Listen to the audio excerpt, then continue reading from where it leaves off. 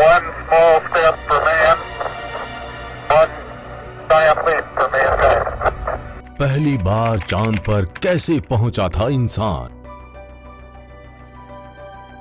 धरती से इंसान को चांद पर कैसे ले जाया जाता है? क्या आपके मन में भी कभी सवाल आया है, धरती से इंसान को चांद पर कैसे ले जाया जाता है और क्या आप इसके बारे में जानते हैं? चंद्रयान 3 अभियान को लेकर हर भारतीय उत्साहित है। उत्साह के साथ साथ सभी के मन में चंद्रयान 3 अभियान को लेकर हजारों सवाल भी घूम रहे हैं और इस खास चंद्रयान 3 सीरीज में हम आपके उन्हीं सवालों का जवाब दे रहे हैं। और ऐसा ही एक सवाल है कि धरती से इंसान को चांद पर कैसे ले जाया जाता है और किस दिन चांद पर पहला इंसानी कदम रखा गया। हमें आशा है कि ये पूरा वीडियो ध्यान से देखने के बाद आपका इस टॉपिक से जुड़ा कोई सवाल नहीं रहेगा। तो चलिए जानते हैं स्टेप बाय स्टेप विस्तार से। 16 जुलाई 1969 को अमेरिका के केप कैनेडी स्टेशन से अपोलो 11 ने चंद्रमा के लिए उड़ान भरी। उस वक्त भारत में शाम के 7:02 हो रहे थे। इस यान में 3 अंतरिक्ष यात्री Neil Armstrong, Edwin Buzz Aldrin और कॉलिंस मौजूद थे। आप भी सोचते तो होंगे चांद पर पहुंचने में नील आर्मस्ट्रॉन्ग को किसी रॉकेट या स्पेसक्राफ्ट की आवश्यकता तो हुई होगी। आपके मन में भी ये सवाल होगा कि जिस समय ना इतनी अच्छी स्पीड वाला इंटरनेट, ना आज जैसे कंप्यूटर और ना ही टेलीफोन थे, उस समय आखिर नासा ने ये कैसे कर दिखाया? तो चलिए जान लेते हैं इन्हीं सवालों के जवाब। अपोलो 11 में सैटर्न वी रॉकेट का इस्तेमाल किया गया था। इसमें 3 बूस्टर रॉकेट लगे हुए थे जो एक के बाद एक स्टार्ट होना था। पहले बूस्टर रॉकेट का काम सिर्फ इतना था, यान को निश्चित वेग प्रदान करना और उसके बाद यान को पृथ्वी की ग्रेविटी फोर्स से बाहर निकालना। इसका काम खत्म होते ही सैटर्न वी रॉकेट से पहला बूस्टर रॉकेट से अलग हो गया। अब बारी थी दूसरे बूस्टर रॉकेट की। पहले के अलग होने के बाद दूसरा रॉकेट स्टार्ट हो गया। इस पार्ट का काम यान को पृथ्वी की कक्षा में पहुंचाना था। यान के पृथ्वी की कक्षा में पहुंचने के बाद ये पार्ट भी अलग हो गया। अब तीसरा बूस्टर रॉकेट भी स्टार्ट हो गया, जिसका काम यान को पृथ्वी के 1.5 चक्कर लगाकर चांद के रास्ते की ओर यान को बढ़ाना था। यान के चांद की तरफ बढ़ते ही ये तीसरा बूस्टर रॉकेट भी अलग हो गया। अब बारी थी यान के सबसे मेन पार्ट एलम की। इसके 2 पार्ट थे, एलम और सीएसएम। जैसे अभी प्रोपल्शन मॉड्यूल चंद्रयान 3 को चांद तक ले जाएगा और जैसे ही चंद्रयान 3 चांद के 100 किलोमीटर के दायरे में पहुंच जाएगा, प्रोपल्शन मॉड्यूल से लैंडर अलग हो जाएगा और चांद के चक्कर लगाता रहेगा। विक्रम लैंडर और रोवर नीचे उतरकर चांद पर प्रयोग करेंगे। जैसे चंद्रयान मिशन में जिसको ऑर्बिटर बोला जा रहा है, उस समय उसको सीएसएम बोला गया था। सीएसएम पहले से चांद के चक्कर लगा रहा था और एलम को चांद पर उतरना था सीएसएम को छोड़कर। जैसे ही यान चांद की कक्षा में पहुंचा, सीएसएम एलम से अलग हो गया, जिसमें नील आर्मस्ट्रॉन्ग और बज एल्ड्रिन मौजूद थे और तीसरे अंतरिक्ष यात्री माइकल कॉलिंस ने ऑर्बिट यानी सीएसएम की पायलट की जिम्मेदारी संभाली थी, जो चांद के चक्कर लगाता रहा और एलम चांद की ओर बढ़ने लगा, जिसके 2 पार्ट थे, ascent engine, descent engine. Descent engine का काम चांद पर लैंड करने का था और एसेंट का वापस आने का। जैसे ही दोनों चांद की सतह के पास पहुंचे तो इंजन उनको ऐसी जगह उतार रहा था जहां बहुत बड़े बड़े पत्थर और गड्ढे थे। ऐसा देखकर नील आर्मस्ट्रॉन्ग ने विमान का कंट्रोल अपने हाथ में ले लिया और विमान को निश्चित स्थान से कुछ दूरी पर लैंड कराने का निश्चय किया और डिसेंट इंजन को स्टार्ट कर दिया, जिससे उसने अपने चारों पांव खोल लिए और धीरे धीरे डिसेंट इंजन चांद पर उतर गया।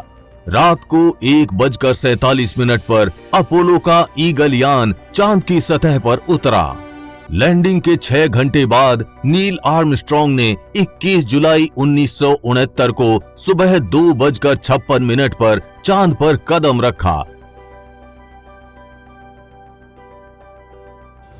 और कुछ देर बाद फिर एक आवाज आती है, One small step for man, one giant leap for mankind. यानी इंसान का एक छोटा कदम मानव जाति के लिए एक बड़ी छलांग। और इसके साथ ही नील आर्मस्ट्रॉन्ग ने इतिहास रच दिया और चांद पर उतरने वाले पहले इंसान बन गए। और इसके बाद नासा का अपोलो 11 मिशन चांद पर 21 घंटे 31 मिनट तक चांद की सतह पर रहा और इसके वापस लौटने का समय आ गया था। और 24 जुलाई 1969 को भारतीय समय के अनुसार रात 10:20 पर कोलंबिया अमेरिका के जॉन्सटन द्वीप के पास प्रशांत महासागर में गिरा। वहां उसे एक अमेरिकी जहाज के हेलीकॉप्टर ने उठाया। इस तरह मानव को पृथ्वी के बाहर किसी अन्य जमीन पर ले जाने वाला ये महान अभियान समाप्त हुआ। अब चलिए जान लेते हैं आज के समय में इंसान को चांद पर कैसे ले जाया जाता है। अंतरिक्ष यात्री जिस यान से अंतरिक्ष में जाते हैं उसे स्पेसक्राफ्ट या फिर अंतरिक्ष यान कहते हैं। अगर मैं आपको ये कहूं कि रॉकेट स्पेस से वापस पृथ्वी पर आता है तो ये बिल्कुल गलत होगा, क्योंकि रॉकेट और स्पेसक्राफ्ट दोनों अलग अलग होते हैं। रॉकेट उस यंत्र का नाम है जो न्यूटन के तीसरे गति के नियम पर काम करते हुए किसी भी उपग्रह यानी कि स्पेसक्राफ्ट को अंतरिक्ष में ले जाने को सहायक होता है, जबकि स्पेसक्राफ्ट वो यान होता है जिसके अंदर बैठकर अंतरिक्ष यात्री स्पेस में जाते हैं। इंसान को चांद पर इन प्रकार से ले जाया जाता है। आइए जानते हैं इन तरीकों के बारे में।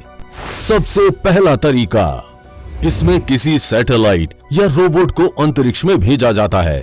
सैटेलाइट या रोबोट स्पेस में अर्थात अंतरिक्ष में रहकर ही अपना काम करते हैं।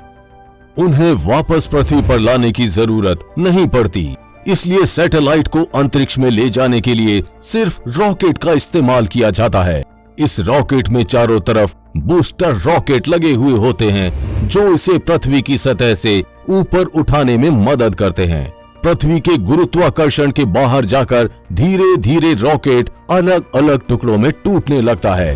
अंत में सिर्फ सैटेलाइट शेष बचता है जो कि अंतरिक्ष में अपनी कक्षा में जाकर स्थापित हो जाता है।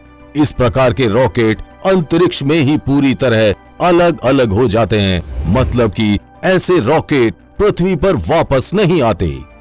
अंतिम और दूसरा तरीका, इसमें इंसान रॉकेट के स्पेसक्राफ्ट में बैठकर अंतरिक्ष में जाते हैं। इंसानों को अंतरिक्ष में भेजने के लिए स्पेसक्राफ्ट का इस्तेमाल किया जाता है। स्पेसक्राफ्ट एरोप्लेन की तरह ही होता है। इसके अंदर अंतरिक्ष यात्रियों के लिए रहने, खाने, पीने, सोने की सारी व्यवस्थाएं होती हैं। स्पेसक्राफ्ट के अगले हिस्से में उसका पूरा कंट्रोलिंग सिस्टम होता है, जहां से अंतरिक्ष यात्री उसे कंट्रोल कर पाते हैं।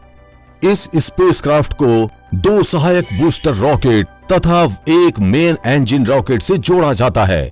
बूस्टर रॉकेट स्पेसक्राफ्ट को पृथ्वी की सतह से ऊपर उठाने में उसकी मदद करते हैं और जैसे ही उनका ईंधन समाप्त होता है ये स्पेसक्राफ्ट से अलग हो जाते हैं। अब बारी आती है मेन इंजन रॉकेट की। स्पेसक्राफ्ट को स्पेस तक पहुंचाने की पूरी जिम्मेदारी इसी पर होती है।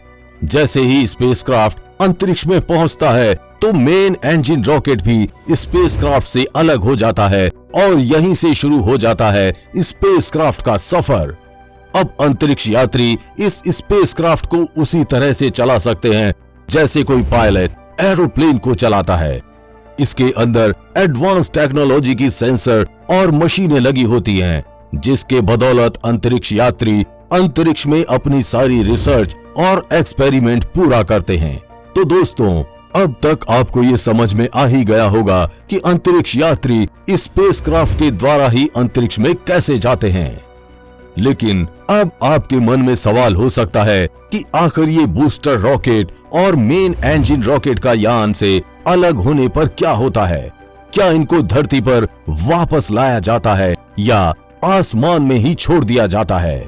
चंद्रयान 3 के बूस्टर रॉकेट और मेन इंजन रॉकेट का क्या हुआ? कल रात 8 बजे इस टॉपिक पर एक डिटेल्ड वीडियो आ रहा है, इसलिए अपडेटेड रहने के लिए चैनल को सब्सक्राइब करके बेल नोटिफिकेशन ऑन जरूर कर लें। हम उम्मीद करते हैं कि आपको ये जानकारी अच्छी लगी होगी और अगर आपका भी कोई सवाल है तो हमें कमेंट बॉक्स में लिखकर जरूर बताएं। हम अपनी वीडियो के माध्यम से आपके सवाल का जवाब देने का प्रयास करेंगे।